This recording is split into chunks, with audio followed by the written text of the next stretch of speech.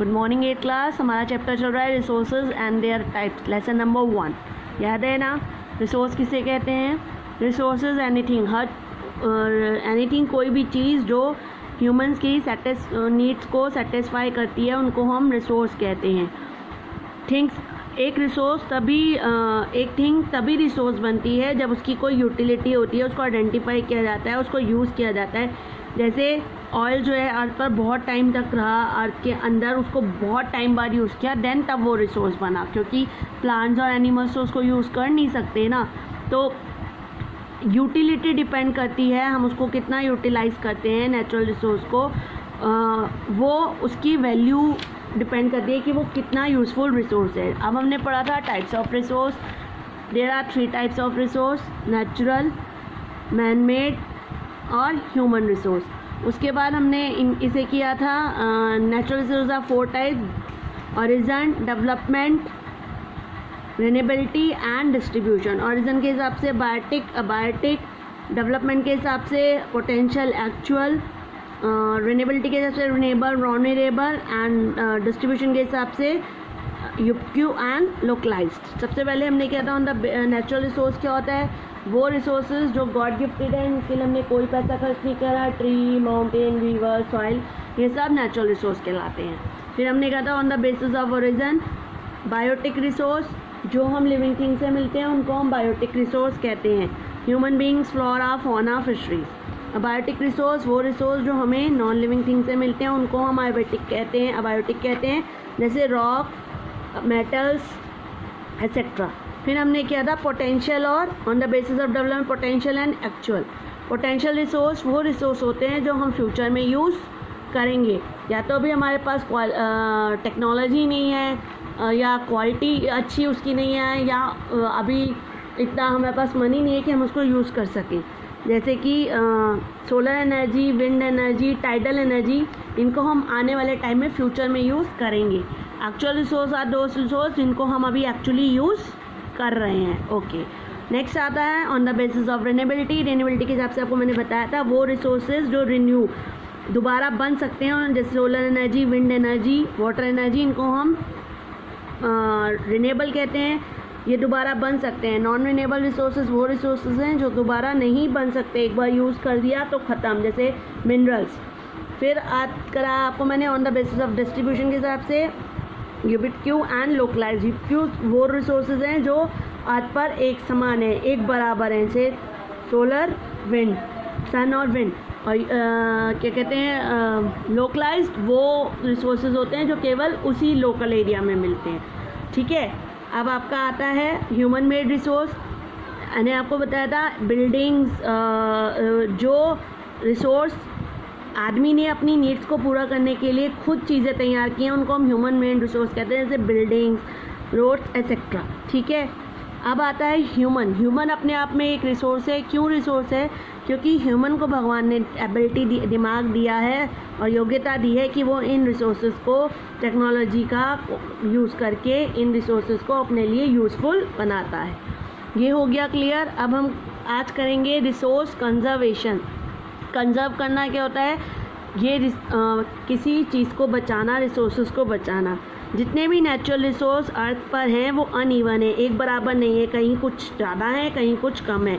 इसी तरह इसके बहुत सारे कारण हैं, जैसे रिलीफ फीचर, कहीं गर्मी है, कहीं बारिश है, topography, geology of the region, ये सब वो कारण हैं। कहीं पर माउंटेन है, कहीं पर नहीं है, कहीं पर मिनरल्स हैं, कहीं पर नहीं है। तो क्या कहते हैं, इंक्रीज ऑफ पॉपुलेशन की इंक्रीज, मतलब पॉपुलेशन जो इतनी बढ़ती जा रही है हमारे वर्ल्ड की, उसकी वजह से लोगों की डिमांड भी रिसोर्सेज के प्रति ज़्यादा बढ़ती जा रही है, लोगों को रिसोर्सेज और ज़्यादा चाहिए। इसके लिए वो अर्थ को और एनवायरनमेंट को ख़राब कर रहा है, ओवर एक्सप्लॉइट कर रहा है रिसोर्सेज का। Resources are vital for human survival as well as maintaining the quality of life. Resources जो हैं वो ह्यूमन सर्वाइवल के लिए ज़रूरी हैं, पर क्या कहते हैं, इसके लिए it was believe that resource are free gift. मान के चलते हैं कि रिसोर्सेज जो हैं वो फ्री गिफ्ट है नेचर के, तो उसके लिए उसका मतलब ये थोड़ी कि हम उनको ख़राब करें। Then led to following is major problem. तो हम जो है उन रिसोर्सेज का गलत यूज़ कर रहे हैं और उस गलत यूज़ को हमें रोकना है। कैसे कर रहे हैं हम, क्या कर रहे हैं, सबसे पहले इतना ज़्यादा यूज़ कर रहे हैं, depletion of resources by satisfying the greed of a few individual. हम रिसोर्सेज को ख़त्म कर रहे हैं, रिसोर्सेज बन नहीं रहे, अपने आप चीज़ें बनती नहीं जा रही, मिनरल्स वगैरह जो है वो बन नहीं रहे, ख़त्म होते जा रहे हैं। तो अगर हमें अपनी इच्छाओं को कम करेंगे अपनी, तभी रिसोर्सेज को बचा पाएंगे। पर डिप्लेशन ऑफ रिसोर्सेज यानी रिसोर्सेज ख़त्म होते जा रहे हैं हमारी इच्छाओं को पूरा करने के चक्कर में। दूसरी बात, रिसोर्सेज जो हैं वो कुछ लोगों के ही हाथ में रह गए हैं, जिससे कि सोसाइटी दो पार्ट में डिवाइडेड हो गई है, रिच और पुअर। नंबर 3,